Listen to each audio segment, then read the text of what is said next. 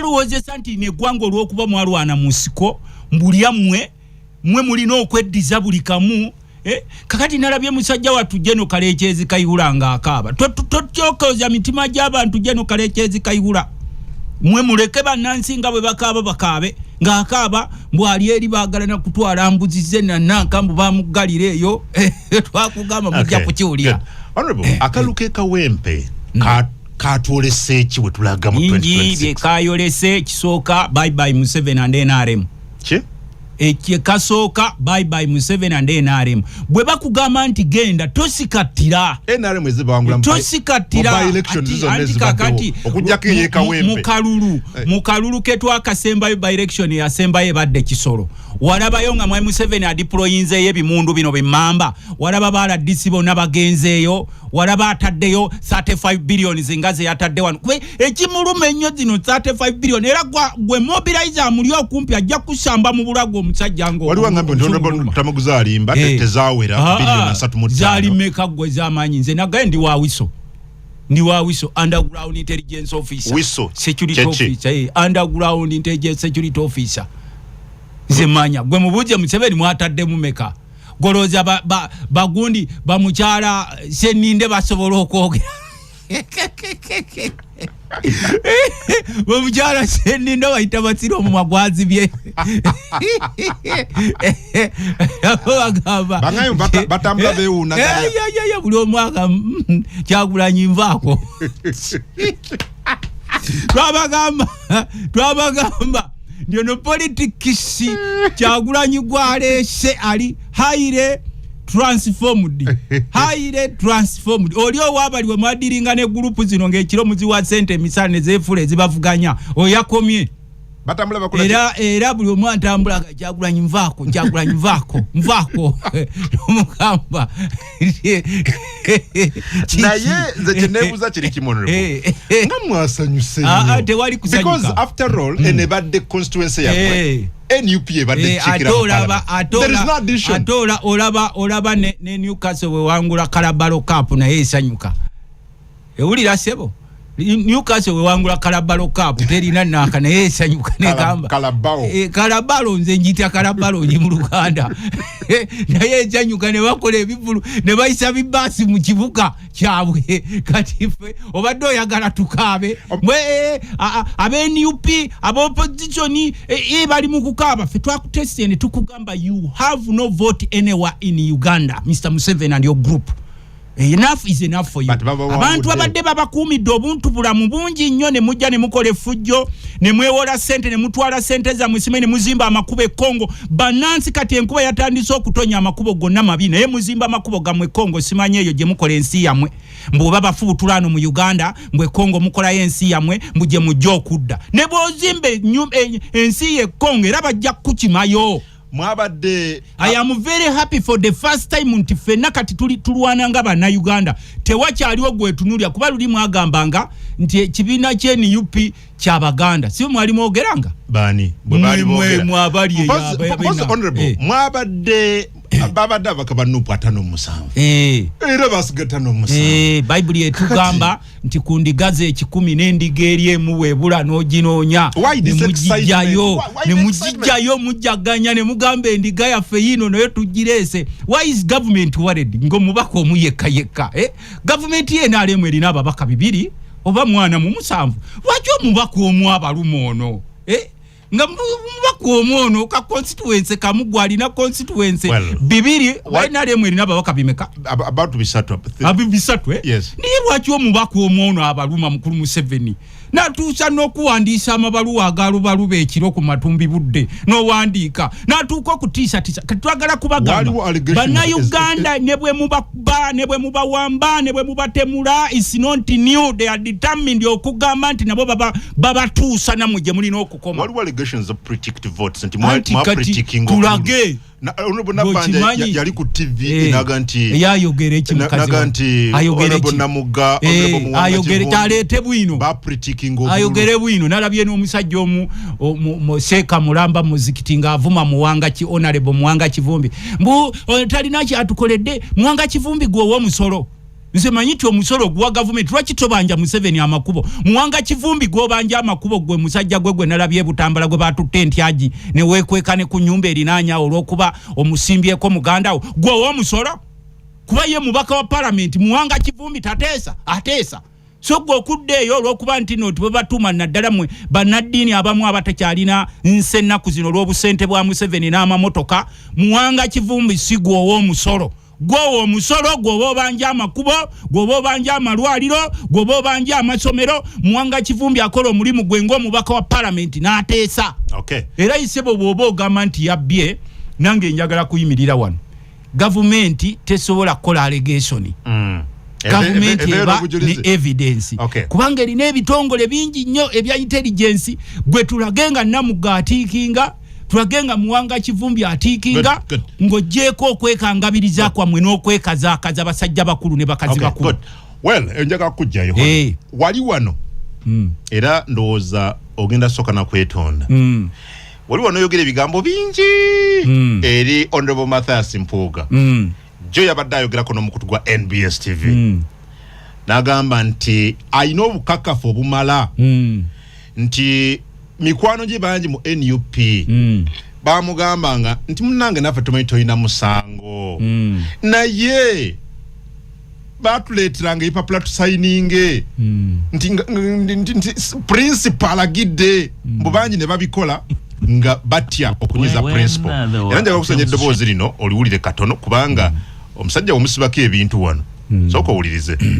When there were attempts to change in parliament, colleagues, members of parliament, close friends would come and tell me, you know what, comrade, we know you did no wrong.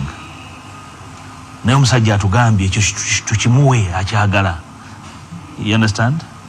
One senior comrade told me, you know, Mathias, you know, I know how much you've been to me over time.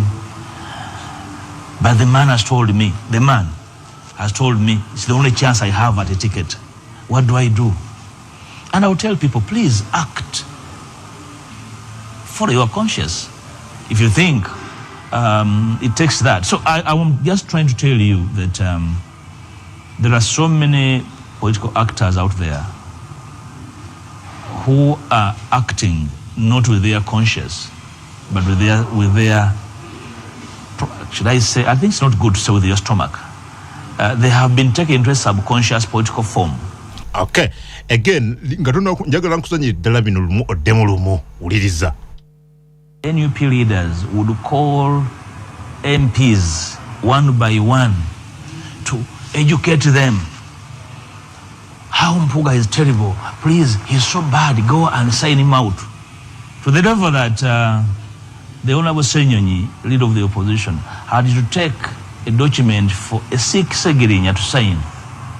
How can a Sikh man reason better than a normal person to tell them, please, I cannot do this. I don't even understand what's going on. I'm a Sikh. And I was telling, please sign, please sign.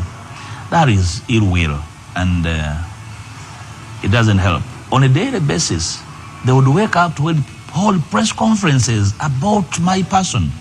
They have never done that against General Muhoozi. They have never done that against Byabakama. I have never heard Honorable Kyagulanyi's poems against Byabakama or Muhoozi. He made me a subject of a concert.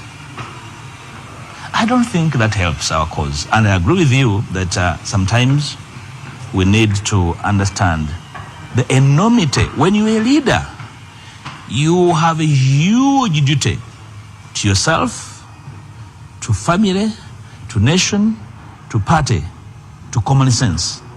And for me, that rings bells so many a time, which is why against his consciousness. Omuntu waba alwadde tekitegeeza nti n'obwongo bwe buba bulwadde. Aba asigala ategeera. Naye ekisooka ng'ayimbye ennyimba. Foyo twali twamutadda yafadda yagenda mu byobufuzi bwe yagenda mu Lusiramu bagamba inna lillahi wa inna ilaihi raji'un. Oyo mu byobufuzi bye tetusobola kumwogerako. Kyagala na kumalirako budde kubanga talina kyali. Ekyassa uliriza sebo. Ekyagobya sitaani mu ggulu Lucifer gali malala. Olira sebo sitaani yali w'amaanyi mu ggulu. Lucifoyo naye kastaleta oyo tetusobola na kumwogerako ku bizibu ebiruma Uganda mwogera buli kaseera ku nguudo twogere ku masanyalaze Kyagulanyi obubi abasirikale abasula mu listen he says Kyagulanyi is making him a topic every time ayimbye ennyimba aziyimba mu mpuuga akalwaki tabiyimba mu balala why him the poem oyo tetumwogerako yagenda dda ffe wano omuntu bw'aba yagenda mu byobufuzi tetumwogerako takyadda twamugamba nti ekyagobya sitaani mu ggulu gaali malala Lucifer oyo gwolaba yali w'amaanyi oyo talina kyali mu ggwanga kati twogera ku bintu biruma bannansi amakuba amabi enkuba etandise otonnya musaala gw'abasomesa omusaala gw'abapoliisi n'amagye twogera kulaba nti tugenda kukola tutya Museveni ng'alese eggwanga lyonna alikubye wansi ekigo ku ssente ezitubangibwa twogera ku bintu nti Museveni atwala atya amagye Kongo agatutte Sudan agatutte wezo sente zigenda kuvaawa siku oyo kubanga oyo talina kyali is nothing chief coordinator wa DA byebyo Democratic Alliance byebyo abantu batunuulidde kulaba mbere twagolera ku economy sikwabo the other batongoza aba coordinators no batongoze tebalina makulu bakole ki fe tutunuulira broader picture kubanga ye nze oyo namugamba muganda wange nti wano ojja kujja weeyito w'ekitiibwa ng'olina abakuwaga naye Kyagulanyi yakufuula kyoli gye wali eyo yonna ne muga nti ffe twaba tubeera quiet olumu temutulaba mu bintu ntubyammwe gye mugenda ne mwogera oluzungu lwagwe ne mwefuula nti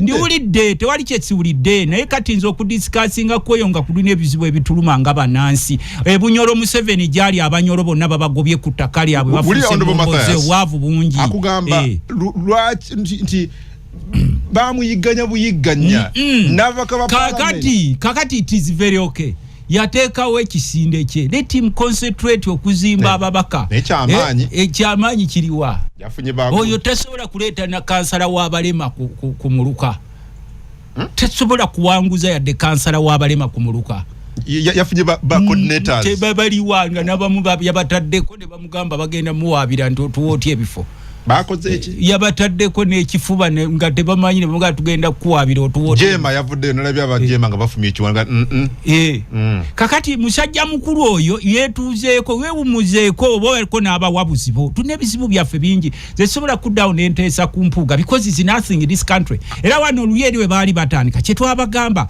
nti ebizibu bye tulina ebiruma eggwanga nze ne bwe bukeera enkya nga ndaba oyo alina okwokya kwe yayokya ne mulaba nga yefuula mbu wa kitalo nnyo time will come ng'ate mwennyini akaaba gw'owalabyewo owa NUP amulumba ku DA bali mu DA batongoza Yoweri Ssenyonyi gw'olonda gw'olumba akola mirimu gye Yoweri Ssenyonyi akola mirimu gye yali baleetinga ekifo kya loopu nti abantu babeerawo okukolera ggwanga sikolera mu madiiru yatwala ekifo wa Segirinya kitya n'amugamba nti sebo sayininga wano nga naye ali awo alaba ngali awo alaba mbu Ssenyonyi atutte gundi kugamba abasajja abo bane mutuleke manye ekifo kyabaluma kuba mwali mukolera emipiira gyammwe mingi gye mwali musambirawo but we have a lot of things to do kati Kyagulanyi tasobola kuddawo kwogera ku mpuuga mbu mpuuga ya muluma huzi mpuuga yali minister Mengo former leader of opposition yasoose ani yamufuula kuba leader opposition mubaka wa yasoose gendo concentrating ku bintu ebiruma abalonzi bo bokiikirira tandika oteesa ku mazzi mu kitundu kyo ku nguudo mu kitundu kyo ku masanyalaze reforms zino zoyogerako zoba oteesako teesa ku minimum wage kuba lumu mwagambanga nti simanyi mwe mwogera nnyo oluzungu mu parliament n'olwekyo bye mwogera biba bitegeerekeka genda oteese ku minimum wage abantu bali eyo babonaabona ono Kyagulanyi gw'ozanyirako waliwo abantu Katonda baasukkulumya nga ne woyagala okwesukkulumya mwana wange wezza weka emabega gwawuliddeko nga wano NUP etuuzizza olukiiko olwogera ku mpuuga mumufula discussion no weya weya kubanga nze ngoberera ennanka olaba sebo listen to the man listen to this man how can a sick man reason better than a normal person to tell them please I cannot do this I don't even understand what's going on I'm sick and was telling please sign that is ill will and it doesn't help on a daily basis they would wake up to hold press conferences about my person they have never done that against General Muhoozi. You've had it yourself. They would wake up to hold press conferences against this person. Kati nze nsuubira nti ali mu birooto, tewaliwo omuntu alina budde kukeera nkya kugamba anti uliriza nga mpaako ku bugundi awo nga bamwogerako ku butambi. At least ye olina obutambi bwe gwe kyogamba wasobodde funa butambi bwe tolina bwe NUP ng'emwogerako. Kubanga NUP etunuulidde broader picture, tubuuza tuva tutya wano we tuli, kubanga Museveni atulese mu state of kwagamaya eggwanga agamba lirye ne mutabani we ne family ye. Museveni agamba ye bw'aba taliiwo mutabani we aleka akole fujjo ku bannansi. Kati oyo talina kyali, wakimumalirako obudde musajja wa Kabaka nga naye talina kyali. Parliament nga mulaba nti discussions zammwe eza constituencies zammwe ziweddeyo, discuss about broader issues. Owulira sebo mu kulayizibwa kwe. Kati naffe ng'ababaka ba Parliament oba otukakkanya nnyo okuŋŋamba nti Mpuuga ayogedde ki. Kakati issues etutunuulira ye aftermath ya Museveni kuba yagenda awedde. Bwagenda tugenda kubeera nansi efaanana etya, kuba abantu balina obusungu ku mitima kungu kino nkikubuulya gwa nagganze ndi wa Wiso omutegeera. Nkiddamu okugamba Wiso kitegeeza underground intelligence security officer. Abantu bakyaya abasajja bano. Nokyanga abantu bafenga babonaabona mu nsi yaabwe, n'atandikawo ka business bamutwala emisinde, n'atandikawo ka business bamubinika omusolo kagwewo, n'addayo mu kyalo asanga ettaka bali tutte na kifuba, n'agenda mu kooti omukulu n'atandika okulagira nti bano tukole ki. Kakati twalibadde tudiscussinga post Museveni era. Are we safe politically? Nabano bannaffe wuliza kano kemaliza nako. Nabano bannaffe boolaba babbye eggwanga basula mayumba agalinga amawoteri. Twogera okuba wa assurance nti Museveni nga agenze ebintu byamwe bigenda kutundibwa. Bakubuuze faamu eno wagifuna otya? Mwekobanya ne mugamba nti Buganda mugijje ku map naye tubuulye wano ofunawo otya bino bye tulaba mugenda mwegabanya ebyalo eyo mbukuba mulina sente mulina connections bino bye tulaba mugenda bakubuuze ne nyumba wagifuna otya tulage wali okola ki. Era mwe twagala kubaga abanaku be muyitamu nga museka simanyi muvuga zimpe enkoni mwagala na kuba wandira malusu mubatunuulira simanyi bumwe mwenyenyimbwa. Museveni nga agenze bw'oba omanyi nti omuwadde ku lusegere mu ababbye eggwanga temweyibaala ebintu byabwe byonna bigenda kutundibwa. Ngamba ababbi gwe oliko kabinja k'ababbi. Gwe gundi IGG n'aleeta lipooti mu Parliament nti omwaka oguwedde twabbibwa 10 trillion. Nekwo omanyi 10 trillion kye kitegeeza buli mwaka. IGG Honorable Betty Kamya n'aleeta wa Right Honorable Speaker Anita Amungo mu Parliament, Right Honorable Deputy Speaker Tayebwa ne wa Leader of Opposition Right Honorable Joel Sonye kuba basooka ofunako lipoota nti omwaka oguwedde babba trillion 10 naye abamu ku babbi beebano wammanga. It hurts Ugandans ne bagenda malwalyo teri ddagala amakubo gafa amasanyaze gabbeeyi ate tegabeerako n'otuuka mu byalo mbu Museveni abateerawo programu ezibajja mu bwavu naye nga yavuwaza baavuwaze ebyo bye tulwanako. Mukulu Juma Ikalege webali kuba ng'otuwuliriza Ngoga mwami Ngoga webali kuba ng'otuwuliriza ngambye yes nange sebo nange kungu namugambye andeeteko n'omukungu wa gavumenti. Kali mbadde njikugamba just mu seconds. Abantu ba Buganda bayise mu bizibu bingi. Balabye entalo ng'era ebitundu ebirala eby'eggwanga. Balabye obwavu obutagambika.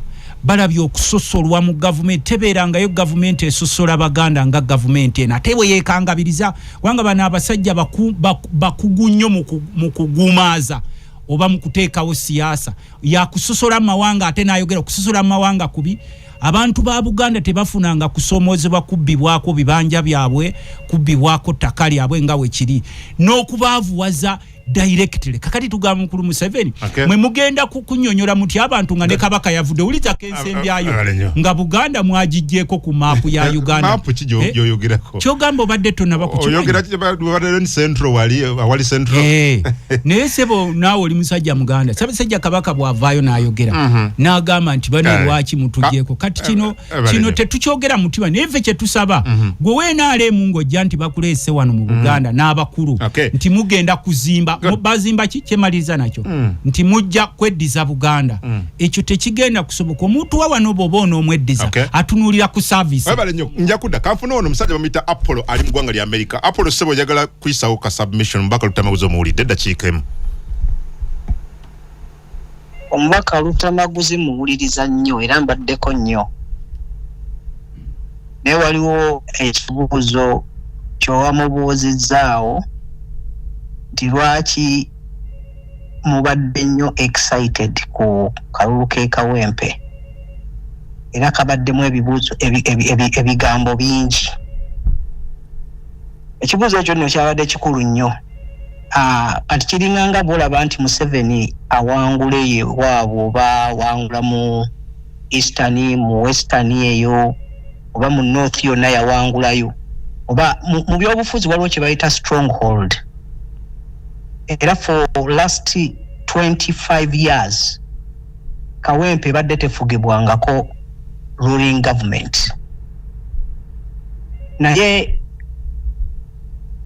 ebyobufuzi bya Uganda nti oba Museveni bwatufuze nnyo ne tuwunga n'okuwunga tetukyasobola kubalansinga bintu omuntu bw'ajja mu stronghold yo n'ajjayo obululu ng'omukyalo oyo bwe yajjayo naye nga gwe tosobola bujja wuwe mu stronghold ye by the way wuwe obeera wakuna wakusatu ekyo nno kirina okutunulwamuko ate gwe n'ogamba nti ffe tumutwala tumujja ne mu bukulembeze just ku by election so n'olwekyo nno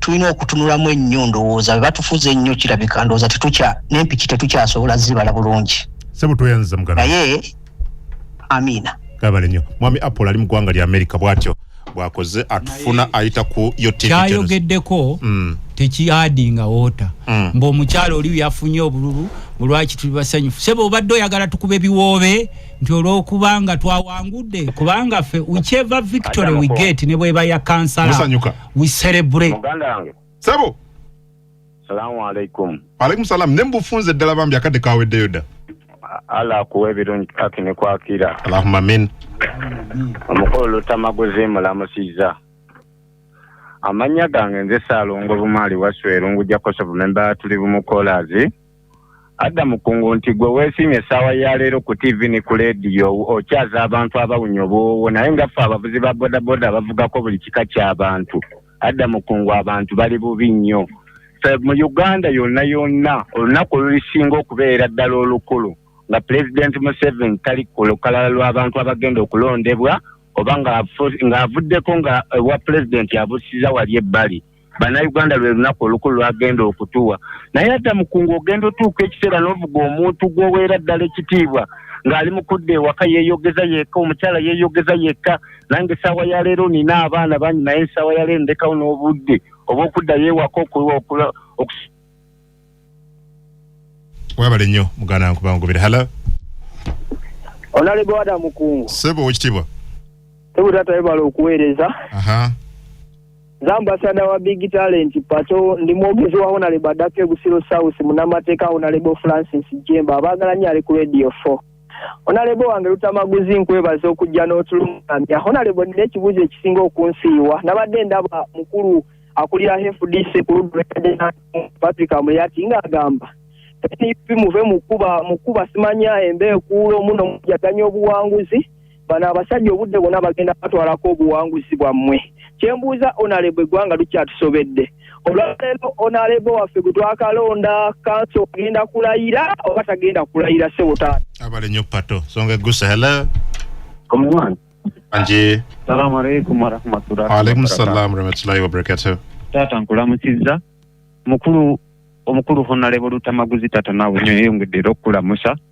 webale kujja kulwanirira Uganda ne Buganda nange nzikaatiriza nti gavumenti ya President Museveni kizibu nnyo ate era tekisobokera ddala n'omulundi n'ogumu okuwangula mu Buganda wadde omubaka abasukka 5 ekyo kikyali kizibu nnyo olw'embeera gye batuyisizaamu nga bannayuganda naddala ffe abavubuka naye mukulu Lutamaguzi oli mu kibiina oli mu kisinde kya NUP mulwanirira abantu mulwanirira ababaka naye nammwe mutuyambe mwongere okwogera n'ababaka abatakiikiridde bulungi bitundu byabwe nga beesigama ku kibiina nga bagamba nti ate kati ndi NUP era nja kuddayo okuba nti nno ge masannyalaze tuyambe bano baba bali emawokota North Bahirudamani abazina bikyama Namagoye nti nedda mweddeko engineer system abale nnyo ndogo Radio 4 hello Esebo mukuluku Esebo nze kamba James Ndieno Luwero mpamunanika Esebo so kwebaza mukulu Tamaguzi etala buli kimu tukisiima Keruwero omukulu yatukolera ka kolansi wano kava ku kiziri paka zirobwe buboze mu Luwero kyosobola okulambulayo mpozi ntaana zino ez'obuwanga bazze bazimbako obuyumba gye bajja ne balambula nga abalambuzi ekyobugagga kye yatuwa Luwero era Buganda naagiwangula bafuuyira ndi Kamulere abale nnyo Radio 4 hello Ada mukungu kwanje nkulamusiza mukama wange Esebo neona lebo Rutamaguzi mutumira nnyo ono bamuyita Alvin Mpumuza okuveno kansanga Esebo mbadde mbuuza lwaki abantu tebuga ku Dr. Besigye tuwulirangako omuntu yena kunupu ng'amwogerako Okay, abale nnyo mwebale kuweereza nze Huzaifa Kasozi Enakanyonyi I am listening to you webale Rutamaguzi kwetuli Muhozi solution Sendawula John Lennon nagaife abaana ba Buganda tuli banyiveri NRM nga okay webale nnyo ndugu Hello Radio 4 Hello wale kutuwereza sebo ano Harmony mukiga wano kukizinga n'amisoke Kalangala yes omusajja oyo agwedda kagamba konze kandumye nnyo ku mutima akaliwa ako bazimbye kubo wawe Kampala naye kituufu akaisa kataandaro kituufu katandaaro abasajja batubba nnyo balimba nnyo wewale kutuweereza sebo kale. Thanks Adam Amodoy Alex from Tororo Rutamaguzi he knows nope his failed party may be in Buganda okay webale nyali Tororo gwadida semba yusebo hello wewale tuweereza esebo Rutamaguzi mulamusiza nze George nga ndi wano Gomba George Gomba yes njagala kuuza mwami Rutamaguzi lwaki Buganda yesinga okutabuka nnyo mu buli gavumenti ebaawe era buli gavumenti ejja enyigiriza kitundu kya Buganda by'ebitundu ebirala tebinyigirizibwa ebale nnyo sebo kibuuzo kitegerekesa hello ebale kuweereza aliwe kitibwa Steven ali wano Kasangati esebo Buganda essaawa eno emmwanyi ebbanga lyonna lyezimaze siziwulirangako nti kusaawa eno bajja mu kyalo nti babala simanyi baagala kuwandiika bya mmwanyi bwe zaafunye ku mmwanyi n'akanya ewedde omwaka oguwedde ebbeeyi zatandikiddwa okuwandiikibwa abantu abazirima ne zewuyina ne bwe zenkana lwaki kati lugenda kwagala olw'okuba ki bulijjo zaate zibaawo kati batandise okuvaamu basobole okufuna ku ssente ekitegeeza nazo zibaagaliza ebale nnyo sembayo muganda nga tuve ku mpewo Radio 4 sembayo kulamusiza nnyo Sendawula ne what's the message muganda wange message sabonye songa yange katono nnyo ono ye Sendawula Embuya wa NUP Rutamaguzi mulamusiza ko nnyo bale kutema nsonga naffe abali mu Nakawa division tugamba nti NRM ala mayini teri nayo obuguzi tebuliyo batugamye enkola za gavumenti obwavu parish modo tebinawo teteri mayalufu ku ssente za parish modo batiba bulimbi bazifunako ate balina kibiina kinene nnyo gavumenti tebuzaabuza ssente bazibba za parish modo emyoga ono mu Nakawa teri azifunyeko Sendawula Embuya abale nnyo ndugu Sendawula Embuya sigana kwongerako honorable bantu bage basibe bulungi kakati njagala kubeebaza naye ng'omukulembeze mbakubira omulanga buli omu okubaako n'ekyokola kino si kyeba waffe Nakaseke Semuto Kapeeka Kaasangombe ebyofuzi mu bibeeremu naye nga buli omu alina n'ekyakola President Kyagulanyi bw'abazze mu buyinza inshallah nga bwe tuteeseteese tumusuubira okusanga abavubuka nga buli omu ali bize n'ekirala tusaba mukulu Museveni mune emwanyi zaffe muziveeko mukulu Museveni mune emwanyi zaffe muziveeko naffe ketubadde tukyasigaza nga ketujjamu akasente wano mu Buganda. Bino bye mukola ebyokuwandiisa abantu musimanyi mwagala kubala ki ng'era bwe nalabye si bo baleese etteeka bagenda kuliisa nti buli alina saaluuni alina okuba ne pamiti. Pamiti etandikibwako ya $5,000. Buli ayo kyawolo dingi alina okuba ne pamiti. Pamiti etandikibwako ya $5,000. Buno bonna obuli mulimu abantu so babadde bakola bagenda kuba okukkiriza okkakola olina okuba ng'olina pamiti nga giba $5,000 egitandikibwa. Kati president bw'abadde atambula Museveni abadde ayagala gamba abantu kubajja mu bwavu. N'omuntu tosobola kumujja mu bwavu ng'abundabunda abali ku nnyanja obagobye abavubuka abayiyo balemesezza fe abalimi otulemesezza ebyobufuzi obifudde bibyo n'abantu abatonotono abantu obajjuza makomera mikwano gyaffe bamachete bali mu makomera mikwano gyaffe ono omuvubuka ono Mugisha yani ono Bobby Yanga ali mu makomera abantu abalera bangi gwe lwaki osiba bannansi okubateeka mu makomera kubanga babona yesha dominisa w'ebyettaka semaliriza obutaweza dakiika toddemu nga tuzemu gamusabye dakiika se mukama wange nga shadow minister w'ebyettaka tekikkirizibwa muntu kukukaka kwegula na kifuba bw'ogula ettaka okuli abantu obosikidde buvunaanyizibwa bwa busuulu tokkirizibwa kutunda kyalo kuli bantu kujjako nga abali n'ebibanja omaze otuula nabo ne mukkaanya. Essimu yange nga shadow minister w'ebyettaka okusala ebibanja buba bubbi. Tokkirizibwa kusala ku kibanja kya muntu n'ekifo bino bye tuulya Bugundi yaguze ettaka egindi bw'alina ekibanja simanyi kusaleko. Okusala ekibanja buba bubbi era mugende wala DCs bajja kubannyonnyola.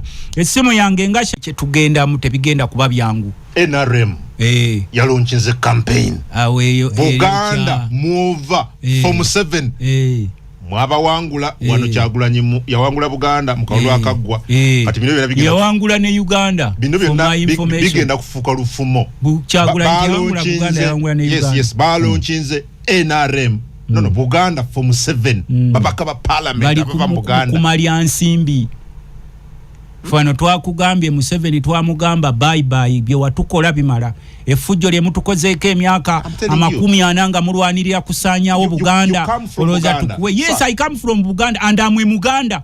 Kubano mu Buganda tulinawo abeetuuma Abaganda, tulinawo n'Abaganda, tulinawo n'abatali Baganda abali mu Buganda. Obadde okimanya ekyo? Nze nva mu Buganda ate ndi Muganda. Nkugambye Museveni twamusiibula. Buganda yamufuula kyali ne banne they are strategizing for there is no strategy that can work for NRM in Buganda 2026 teriwo ne bwe mujja ne mundu eno gye twalabye mbu mukozesa violence you don't have monopoly on violence. Ojja sanga omwana nga mu training mukofu tusoja ojje n'ebikookolo byo kuma bagala kudda mu kutwala Buganda honorable tekisoboka kubanga Buganda okuveda yali wagira mwami Museveni eno yali mu stronghold za mwami Museveni NRM kumali bange tekikyasoboka until wano joli abalamu bwe mwaze ne mugitwala olulagala bwe lufuuka essanja kizibu nnyo okuddira essanja leridamu ne lifuuka olulagala. Come again? Olulagala bwe lufuuka essanja ne bakusanga nga weerogoza mutwagala kuddira ssanja lino liddemu lifuuka olulagala bakulowooza NRM mu Buganda lulagala lwafuuka essanja NRM mu Luganda haramu haramaini nchengamba mu Buganda mu Buganda lwe lulagala lwafuuka essanja NRM mu Buganda bwe luba lulagala lwafuuka ssanja terukyasobola kudda mu state ya lulagala tulinda kulukozesa mu maniwa ensonga ez'abatwalizaako Buganda bagenda zikolako zeziriwa ensonga kati ffe twagamba Museveni nga tonna tutunuuliramu regionally Uganda ogikoledde ki? Buganda is the center yali badde ekyokulabira kwano wali capital city ne nobeera mu capital city omukulembeze w'eggwanga n'alonchinga akatandaalo n'akatuuma mugiyita mutya eno ya waggulu kali akatandaalo ke nalaba alonchinga akatandaalo ke wali eri ku Gundi kano Gundi mugiyita mutya eyo akatandalo eno mugita mutye yawa akatandalo bakiteka ko bintu eno general balonkinze wali kusaya kwene mugita mutya ekubo flyover akatandalo ko ita flyover konka Uganda omusajja nakwata billions of money na launching akatandalo ne mukaita flyover. Is that a flyover? Yes, it is. Fetutambula which flyover is that? But that's what we can afford. Etesobola na kuyisa abantu basatu afford awo. Boba tolina mukazi owasaamu muganda omuwala Enti kyenkugambye nti kyenkugambye billions of money being launched ku katandalo ke mutuma flyover etasobola na kuyisa abantu basatu na bayise betulabe Dubai betulamu America bebina kubeera why do you we don't have that capacity as a country. Capacity sente weziri money is there. What is the money? Misappropriation bakugambye babba trillions 10 so gamu 7 tamanyi babba sente ezo trillions 10 watani kozi tracing akukatandalo ke mwalo nchingawo simanyi kusawa ya Queen ne muddaawo ne musiba olunaku lulamba abantu ne baseka ne bagamba there is a curse in Uganda. So kati gwendaga ogobya abantu bafe kunyanja tukulonde kati why NRM mugobya abantu bafa babadde bavuba kunyanja bonna mutadde amaje tubalonde obakuba emiggo obawamba tukulonde ettaka ly'abanaku lyonna mulyegabanya obuziza nti mwami Museveni ababuulire kiki kyakoze gwe kyolaba ekigenda okumuzengulu nabana abamwetoolodde abamulimbalimba mbusimanyi tugenda kuzzawo Buganda busibaninya kubona obanoonyawo kyakulya mu buli district twagala 7 billions ewaffe nakaseke nawuli abasaba billioni 7 mbwezigitereza mbututekewo bubiina bino obugenda okugira tugambe kati abantu bagezi nnyo ozibirizaako 2 nazibirizaako limu nolowooza nti noti no labika yebase ng'erimu lisigala likulaba Buganda yazibirizaako limu Museveni alowooza nti yebase mukola mutya ozibiriza 2 wano mu Buganda ng'enkofu mu Buganda nezibirizaako limu nolowooza nti ffenna twebase naawe enkofu ekola etya ezibirizaako limu nezibirizaako bweti n'ojja n'ebitego byo n'ebitimba byo nolowooza tekulaba olugituukako negamba Sseruganda nga nkulaba n'owamatuka nga bwe bawamatuka mu kaluka ekawempe akakati bera bano tuba tunuulira ebizibu bya Uganda byabalema okukolako for the last 40 years. Omusajja bamukwasa ali kwangiyu bamukwasa ensi ogimanyi likwanyu omanyi ensi gye bamukwasa yes yagikyusiza emyaka emeka onne Singapore yagikyusiza emyaka emeka nyoba musambo mmeka onne 10 years nefuuka naggwano Dubai wano gye muddukira gye mugenda ne muwumulako gye mugulidde n'amafamire gamu amayumba ku sente ezijjiba wano ne mugula za apartments simbu mutereka obugagga bwammwe Dubai ne mugula ebyalo Amini yagiolako ku sente obadde okimanyi gwe kimanyi nti emyaka 8 gye muwadde Museveni singa mwagiwa Amini singa tusinga ne Dubai. If you had given these 40 years you have given to Mr. Museveni, Uganda would be like would be more developed than Dubai. Anti ategwa mugambe nti ovuma Amini swine so what? N'akyukako. Yeah, but he died. But again, he died. He did a lot for this country. Natulekera wenyonyi, natulekera we gali zomuka, natuleka nga bana Uganda bavuba, naleka nga everyone is busy in everyone sector. Abalimi nga babeera busy, nga tubane tractor ku magombolola.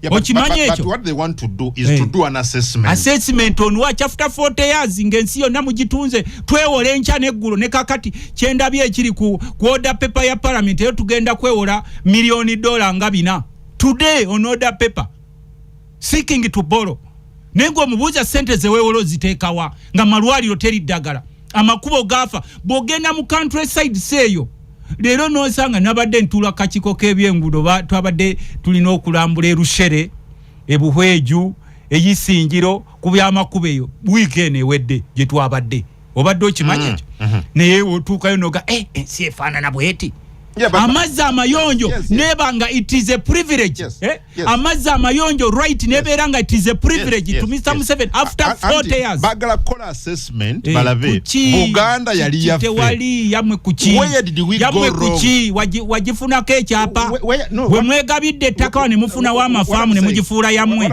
ne mugijja ne ku maapu yali etuwagira n'ogijja ne ku maapu ya Uganda ng'olwokwa mufunywa n'amafaamu mwegabiddewo ettaka era nga batwagala nnyo kakati where did we go wrong? They went wrong just as Lucifer did in heaven.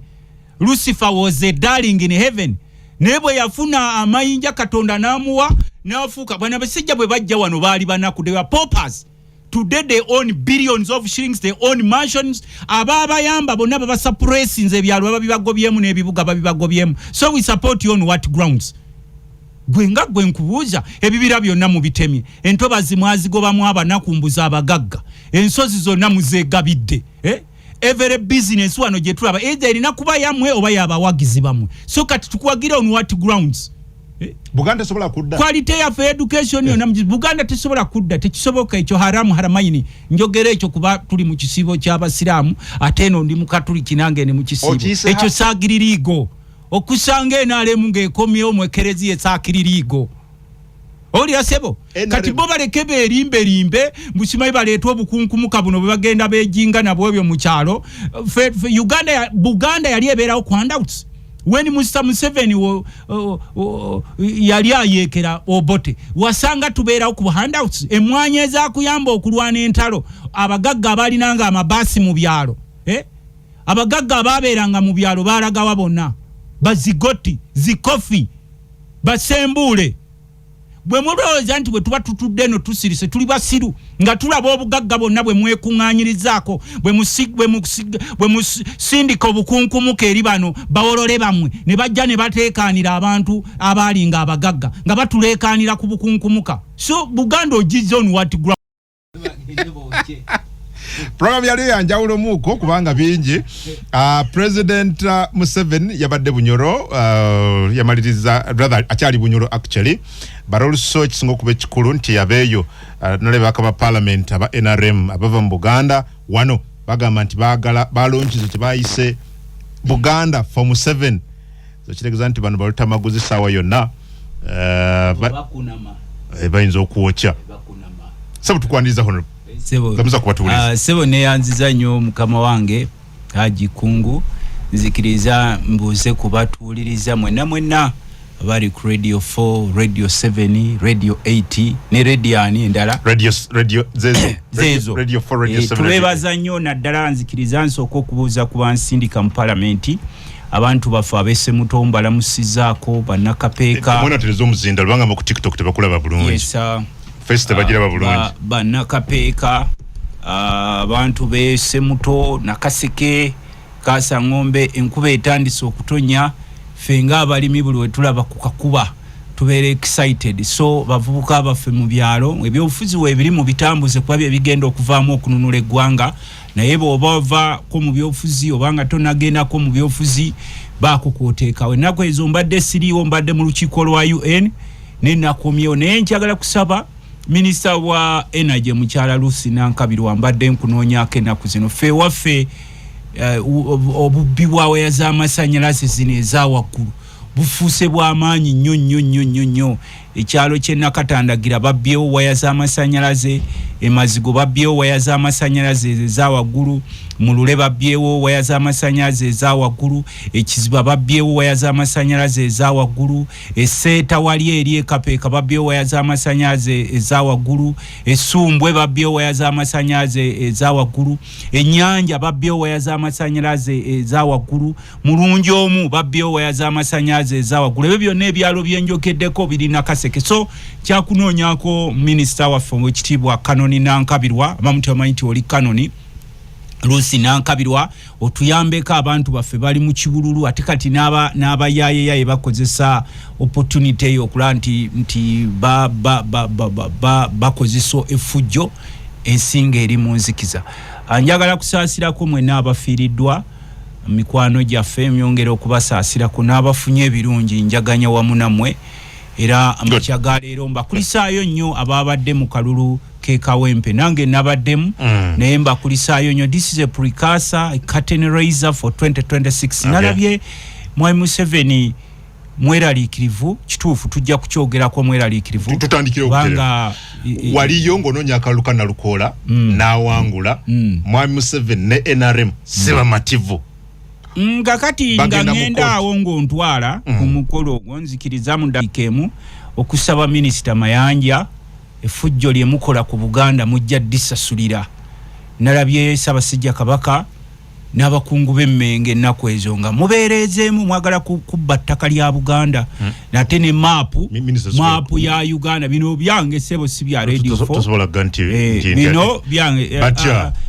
ne Buganda mwagijeeko ku maapu naye ebyo mwerimba ebitundu ebirala byonna mwabitaddeko naye Buganda mwagijeeko mwerimba abamu kumwe abadda wano ne mutufutubalako Buganda yabafuula kimuli mwava mu bitundu eyo gye mwava nga teri abamanyi oba mu nsi ez'okumulirwano kuba abasinga kati okutubonyaabonya mwajja wano ng'aba refugees oba bakitamu bwe bajja wano ng'abanoonyi b'obudamu naye kati mutufuukidde ekizibu Buganda mugikolerero gisaanyaawo enkya neggulo for the last 40 years and so naye kye twagala okusaba temutwala Baganda mu kukemebwa tukyaliwo nnyo ate tuli bangi ebbanga lye tubawadde nga mutuzanyirako byenfuna abantu baffe mu byenfuna mubagobyemu ettaka lyaffe lyonna mulitutte nga lwe mututte eri ebunyolo gye mwesigirya naye nga abanyolo bonna bali mu kubonaabona ebbanga lye mumaze nga mutukolako effujjo ne mutugobako emirimu gyonna ebbanga lye mumaze nga mugoba abantu baffe ku nnyanja be mwasanga bavuba ku nnyanja ebbanga lye mumaze nga musaanyaawo ebibira byaffe n'entobazi kuba nafunye ripooti nze nga shadow minister w'ebyettaka waliwo omunene omusebe yeegabira ensozi za Buganda zonna oba motoka bino ebikola enguudo ebikola kolasi birina ku reportinga we okugenda okwasa enjaze n'olwekyo mu mukulu mayanja tukusaba ne banno Buganda njawufumuko era ensonga lwaki okiraba nti ebitundu byonna ebyakola Uganda tewali wosobola kusanga kitebe kikulu wabula mu Buganda ekitebe ky'abasiraamu ekikulu kiri mu Buganda ekitebe ky'abakatoliki ekikulu kiri mu Buganda ekitebe ky'abasiraamu ekikulu kiri mu Buganda banka ya Uganda enkulu eri mu Uganda university enkulu eri mu Buganda state house eri mu Buganda parliament eri mu Buganda n'olwekyo bw'obozanya sijja kubuulira bingi bwe muba muzanyira ku Buganda na buno obukundi bwammwe bwe mwajja nabo wano abamu ne mwetuuma amanya ate nga mutulwanira muli otusaanyaawo mugende empola sebo nsonyiwe akonkayisizaawo mayika yinza okukunyiza yinza okuba mubali naawe gy'olya naye batwesonyiwa akalulu mwaka wangula with some good margin very good not good some good it's very good margin very good kubanga nawe umuka samvu ne kanana almost half yes but NRM egenda mu court bagende bo kyabo bakuna makati bwe bakaba kakima keyongedde eri waggulu okuna makumuti effujjo lyali mu kalulu effujjo liriwa tewali kakati ekisooka mutemu namanya kitwala basajja bano mu court ekisooka Mwami Museveni ng'omuntu bamulimba nti muzeeyo obuwagizi obuli eri gwe tuwe sente can imagine Museveni spent 35 billions in the by-elections of Kawempe anti kati nze nina information na kugamba omanyi title yange mu government ndi wa wiso underground intelligence security officer anti kyenkugambye ndi wa wiso in charge of that in addition aba NRM bus spending 7 spent 35 billion shillings in Kawempe by-elections bino byola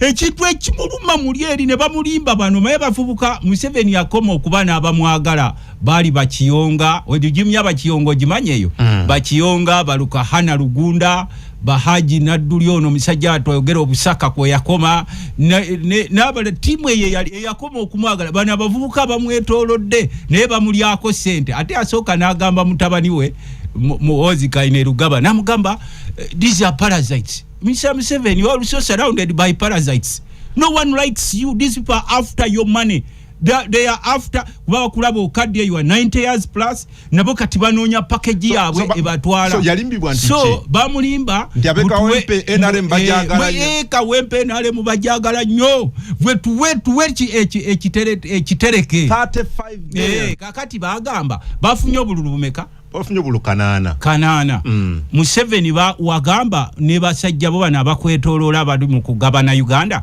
nti Kawempe bali naye emitwala 10 ameka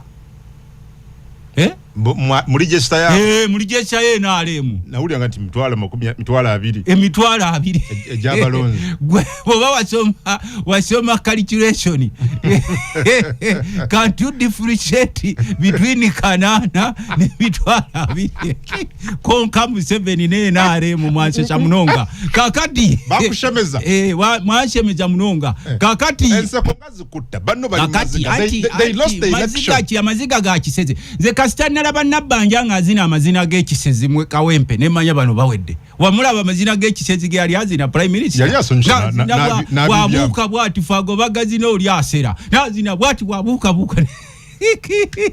konke NRM nemanya kasitana laba Nabbanja ngazina prime minister ngazina amazina g'ekisezi bwazina bwawe damu bwati emabega nemanya bano bawedde NRM yakushemeza munonga kakati naye gwe nga oli head of state ngolina intelligence obo kitegererawo nti NRM tesobola kuwangula kalulu konna wano mu Buganda nabe olinawo abatonenya ababaka ba parliament babba bubbi wano you have a lot of evidence fu wano mu Buganda twakusibula gende wamwe je wava wakozesa ensi yaffe Buganda n'ogaggawala kati otusanyawo enkya neggulo abaganda abakuyambako bonna obasaanyizaawo we said goodbye tosobola ganti omusajja eyali minister mu government zinti yali mwavu sajja balina sente amakage gaali luddawa no gwe nkubuuza mpa ku makage gaali luddawa gwe toyagala kulya ku sente amakage gaali luddawa but also honorable no not every minister can access money obote yabateekamu abo balinawo abakomya bali mu nnaku they lost an election ennaku yaki no bakimanyi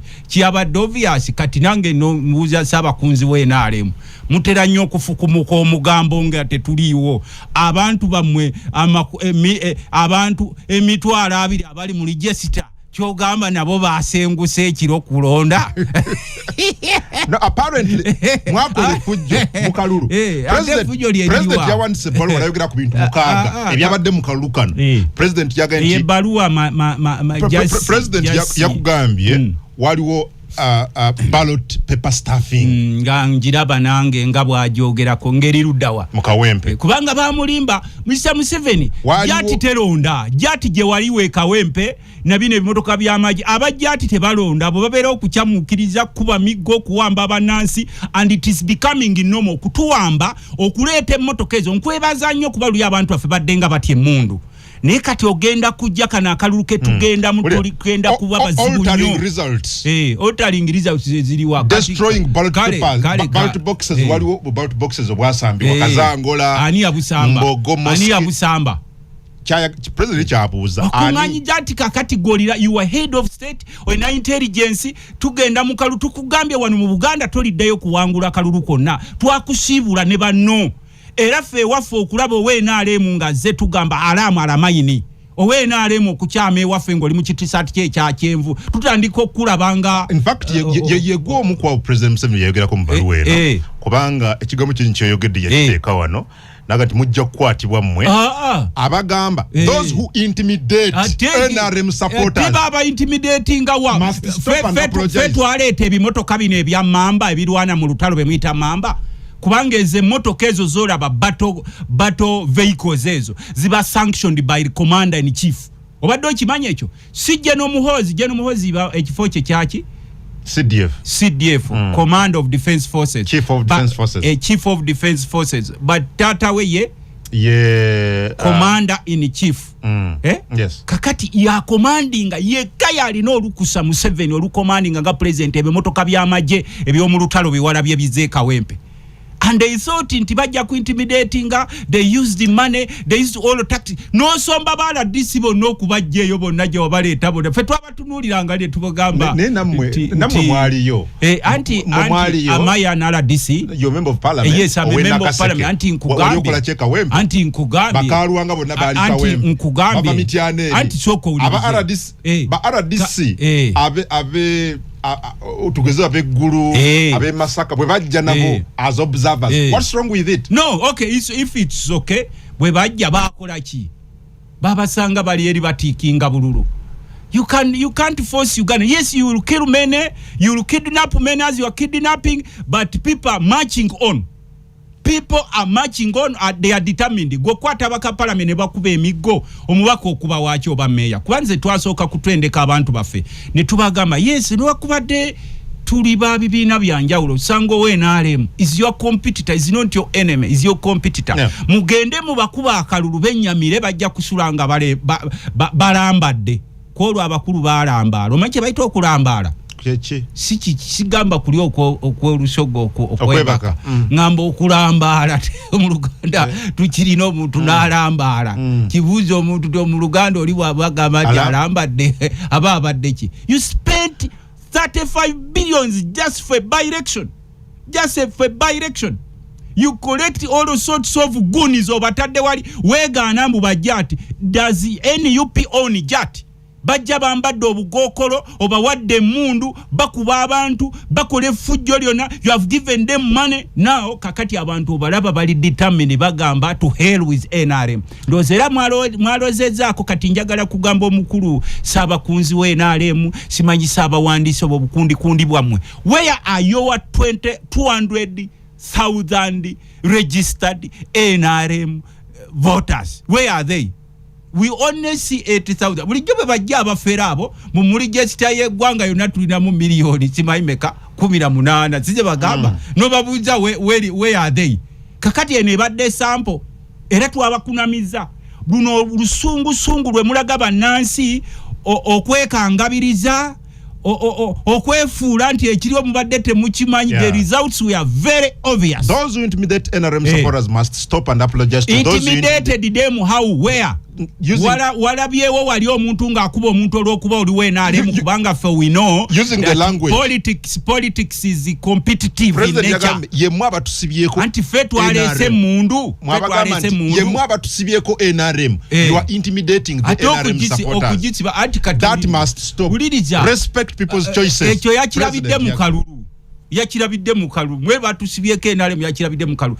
Gwosobola head of state accounting for your 200,000 members ne bakugamba nti bakuwadde obululu kanaana ng'ate nabo bubbi ng'otadde mu ssente oleese amagye oleese baala DC simanyi mutadde bikibijebyo prime minister ali eri azina amazina gannakwale simanyi wayawula ani yakugamba nti amazina ge galeeta obululu walaba Saba minister ngazina bwayawula sebo sibyenjogerako sibya bulimba ne bomusaba akatambi nkalira nga zina bwayawula ne tugamba ono ngata aseze misala akunga oti okungira mazina okungira mu mazina kuba ne oba mutuli baga ibe bano betulina abafuga eggwanga. When these people come to your rallies, they don't come to support you, they just come to witness a group of people that has messed up with their country. Era yensonga lwaki olaba wawuliddeko prime minister nga avaamu ekigambo kuba prime minister ye leader of government business. Wamulidde nga avaamu ekigambo by the way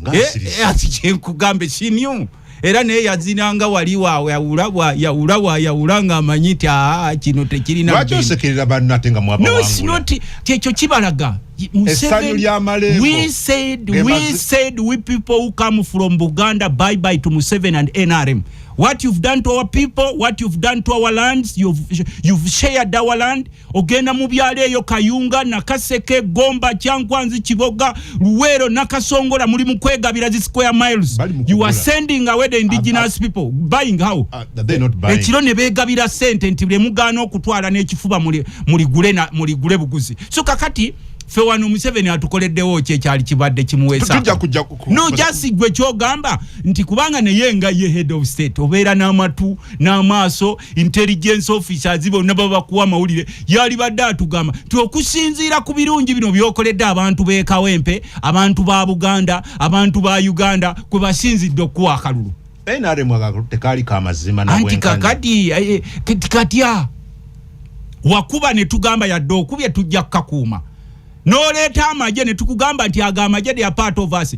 Gwolowooza omuvubuka yavuga ekyo ekimotoka ky'amagye kimamba mwasula mweyebaka talina mukazi we n'abaana baigala okusoma naye tumugamba tinebobeera mu kimotoka ky'amagye ekyo ojja fuluma fe tukuteega wali tojja kifuluma mugundi toli Katonda ti Katonda yeekolera ekimotoka kye eky'amagye mwabeera ate olaba oli aba mu kizungirizi ne bamutwala mu bbanga ne bamugamba nti ojja kudda ku nsi gye wava ojja kudda embeera yonna erina okuzza. Kakati twagambye Museveni kuno kwonna okwogera kwe mwogeze effujjo ekabyo obukyayi okutiisa bannansi ebyo birina okukoma. Abantu baba kyawadde abantu mwe ne bemulaba baseka nammwe bemulya nabo abasirikale abo kankuwa ekyokulabirako gyati eronda basirikale balonda babadde bakima kyekawempe. Yeah, but president yakyogedde jati yabadde ekima kyekawempe kankuddemu president yakyogeddeko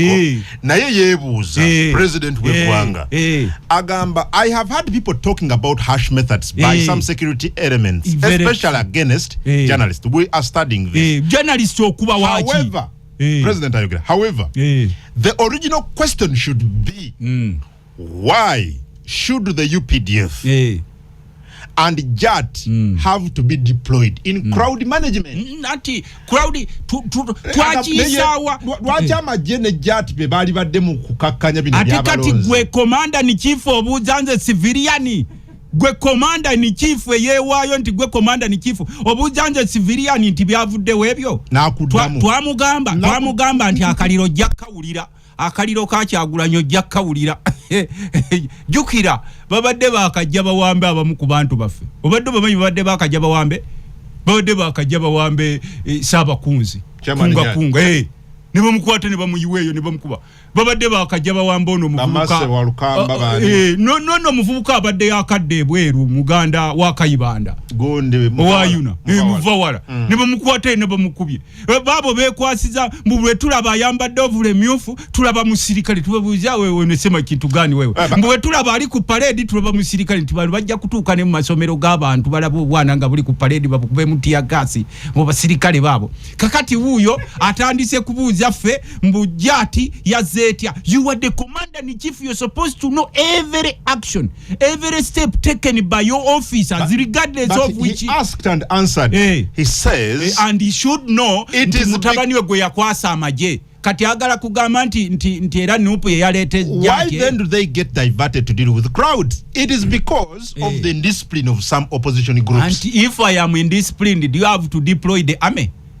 At least singa okyayo kya akyayo manche baito okwocha akyayo kyagwe jakibuza abantu Museveni kubanga nze bwe mba ndi indisciplined, do you have to deploy the army? No leta nga bambadde obukokolo. At least muteke ko wali tulabe nti kungu ye yazze nakuba omuntu ne kati bwambala na bukokolo singa futu sojo omwe ali trained enough akwato wakakokolako nakamujjako ne mundu. Kubanga kati abantu babatadde mukuma family zammwe namwe mwe mulowooza mwe kabalina okuba abalamu mwe muleka abatalina kuba makomera obugagga bw'eggwanga bonna bulina kuba bwammwe nti abantu tebalina ku exercising liberties zaabwe gwe jawa capacity ngana mu kwetaba mu kulonda nga kwateekebwawo eggwanga.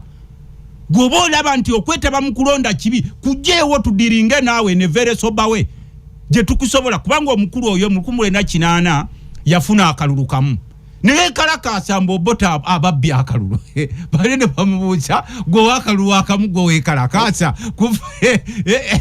Mulukumulu enda kinana. Museveni yafuna akalulu ako kali kamu era ka musajja we kiyonga. Ne yekalakasa batubbi akalu. Ne bamubuza gwate bakubye ki. Obote nga yabakola mubi. Kakati oboto olwokuba he was a true Ugandan, a sane Ugandan, a patriot. Nagamba tifete tujja kulwanagana nabo kuleka abantu nga bafudde ono nakwate mundu the same person buli kasera yeye kalakasa ku bululu nti gwe babba ne mukeeka wempe yaze ne kana akalulu keeka wempe kabadde pulikasa nditugenda mu 2026 mubadde nga mutubba ne tusirika. We have nothing to lose. Oba okubye mubaka wa parliament n'omutta, oba okubye mayor n'omutta, oba okutte baana baffe n'obaggalira, oba owamba byalo ne mugabana ettaka nga bwe mugabana, oba mujjayo sente zonna ez'eggwanga ne muzegabanya. We have nothing to lose. Wabula tugenda kubatolinga naawe. Ani yakoze akavuyo mu kawempe? Anti kati nkugambye walabyeyo opposition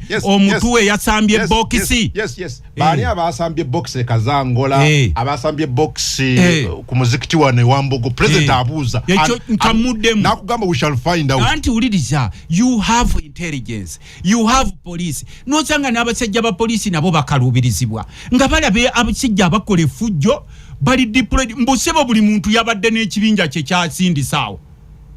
Omukulu asindise bino ebimamba, omutabani asindise bino ebimamba, baregimu gundi bano supporters nabo balina ebibinja bye basindise, bala disi basindise ebibinja byabwe.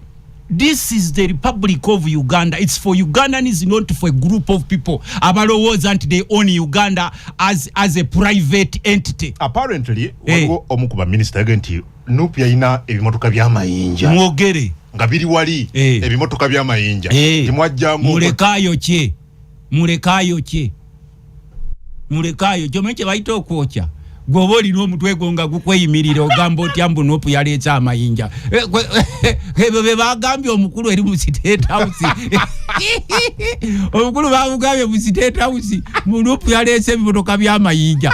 agamba Minister yagambye mwaina birole anti kyenkugambye ayokya muleka ayokye mbwe ebimotoka by'amayinja babiresa n'atera gamba mbu baleese n'enkonyogo nazo ze zaatuleetedde nanka nti kye mwalabye tezabadde miggo bwabadde bu antena bwa radio call abo be balina mu gavumenti bu eriyo bwa radio call abo be balina mu gavumenti naye ffe twagala kubagamba nti bye Museveni bye NRM twabasibula dda ne bwe omanyi eddafu abaana bwe baatuulanga S4 olira sebo bawandiikanga ku bisenge mu ssomero lye basomeddemu never forget Lutamaguzi olidde sebo nga tumaliriza S4 ng'omaliriza S4 kasitamu amalanga okutuula bwe bapreparinga nti mu wiiki ejja we mukole ebibuuzo